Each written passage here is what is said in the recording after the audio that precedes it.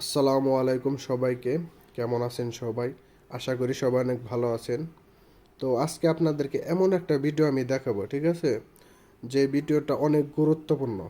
তো কেউ ভিডিওটা না দেখাওয়া যাবেন না।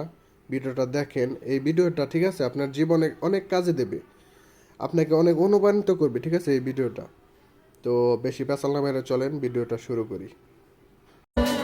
তোমাকে খুঁজে পাই আধারে শিরোনামে বিরহ নীলে নীলে বাঁধে বাসা অজানা ব্যথা।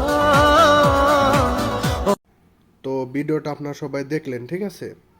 আর এই জায়গায় আমি আগে একটা কথা বলে রাখি যে ওনাকে হয়তো বা আমি কিছু গালি গিফট করব, ঠিক আছে? গালি হয়তো বা উপহার হিসেবে কিছু দেবো ওনাকে, আপনারা আবার এটা নিয়ে আবার কিছু মনে করেন না।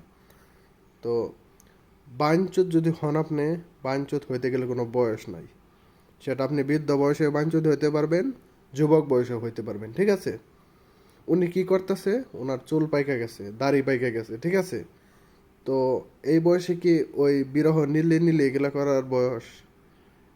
একটা গান বাজাই দিছে বিরহ নীলে নীলে, ওইটার সাথে উনি আবেগ দেখাইতেছে। এই বৃদ্ধ বয়সে কি আপনার আবেগ দেখানোর বয়স?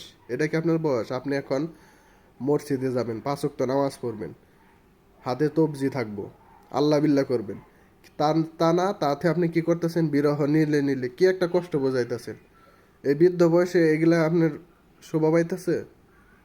যাক, আর কিছু বললাম না।